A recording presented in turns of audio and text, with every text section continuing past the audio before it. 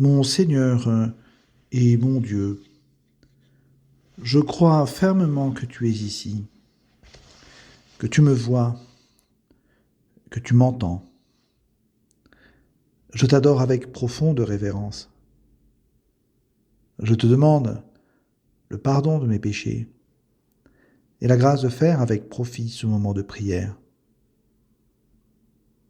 Ma Mère Immaculée, Saint Joseph, mon Père et Seigneur, mon ange gardien, intercédez pour moi. Vous préférez le rire du bébé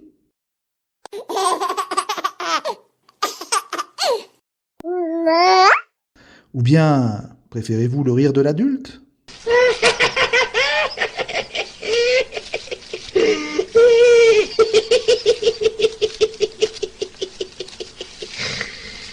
Oui, c'est clair, les deux nous font réagir. Mais quand même, vous serez d'accord avec moi, lorsqu'on voit un bébé qui vous sourit, tout s'éclaire. Et lorsqu'il rit, vous souriez largement, vous aussi, et vous avez envie de rire avec lui. Alors, en ce temps de Noël, eh bien, nous allons et nous revenons à la crèche sans cesse. Et ce matin, ou cet après-midi, tout dépend de l'heure à laquelle tu m'écoutes maintenant, eh bien, approchons-nous, toi et moi, de la crèche. Et puis, oui, laissons-nous spirituellement regarder par le Christ qui nous voit et qui nous sourit.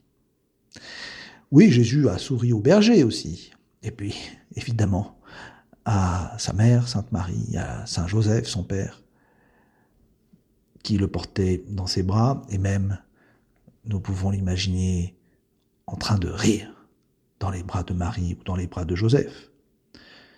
Demandons-lui de nous faire réagir et demandons-lui ce don de la joie. Demandons-lui dans le fond toutes les qualités de l'enfant. La simplicité, l'innocence, l'émerveillement. Et disons-lui ensemble, donne-moi, ô mon Dieu, un cœur d'enfant.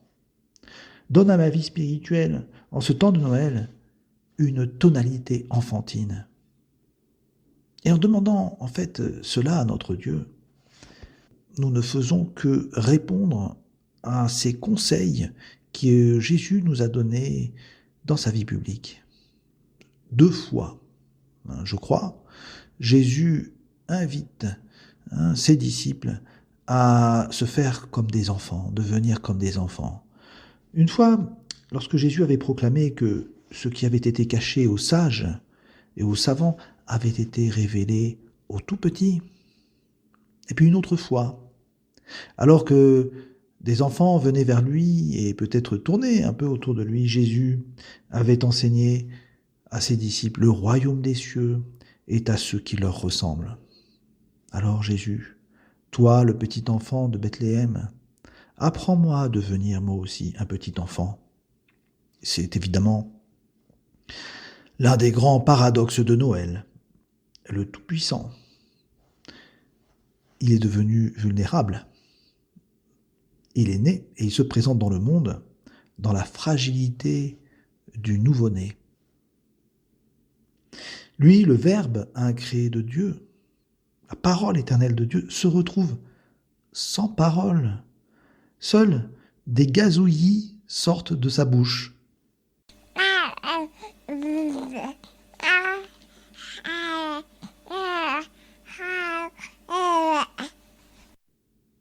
Oui. Alors, j'ai envie de vous citer cet écrivain français, Paul Claudel, qui s'est converti précisément le jour de Noël. Et dans une expérience spirituelle profonde qu'il a eue ce jour-là, il en fit ce récit et écrivit « J'avais eu tout à coup le sentiment déchirant de l'innocence, l'éternelle enfance de Dieu. » C'est beau, n'est-ce pas?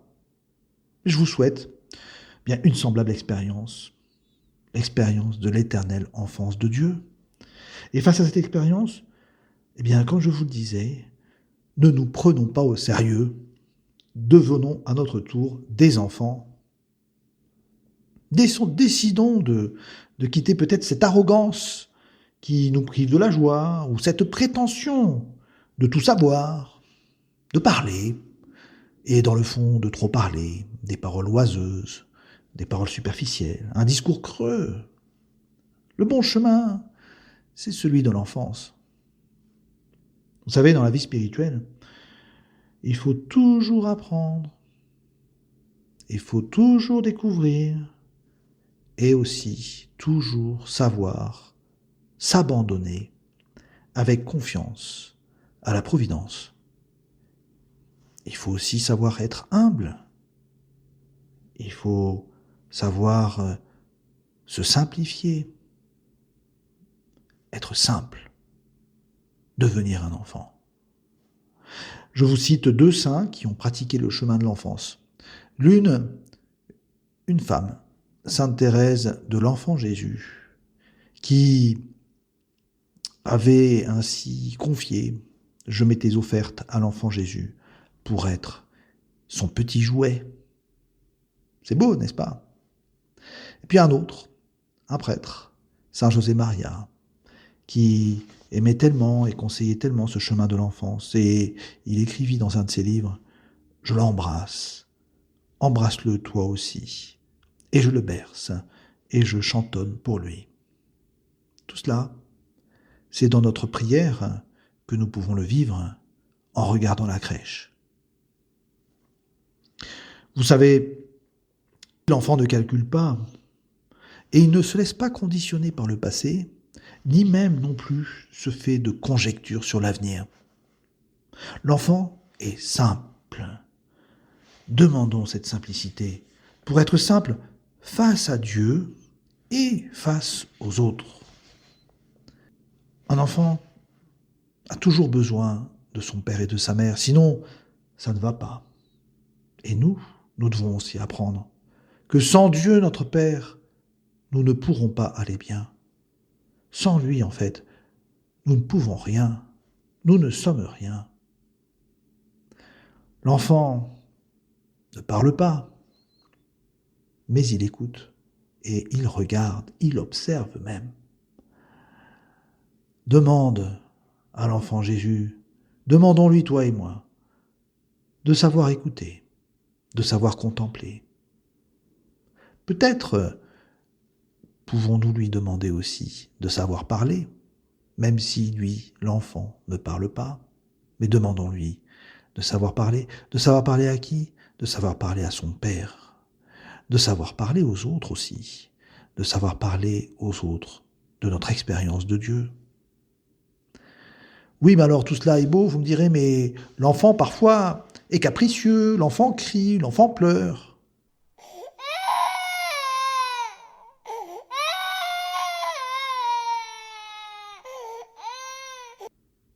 Ah, et Jésus, je ne pense pas que Jésus était capricieux, évidemment. A-t-il pleuré? Oh, on voit Jésus pleurer dans l'Évangile, pleurer face au péché. Mais demandons à ce tout petit enfant de la crèche que moi, que toi, que nous arrêtions de nous plaindre et qu'il nous donne une joie profonde. Et puis, levons les yeux vers Marie, vous que ce petit enfant de la crèche a appelé maman, eh bien vous êtes aussi notre maman du ciel. Aidez-nous, Sainte Vierge Marie, à vivre les vertus de l'enfance. Je te remercie, mon Dieu, des bonnes résolutions, des actes d'amour et des inspirations que tu m'as communiquées dans cette méditation. Je te demande de m'aider à les mettre en pratique.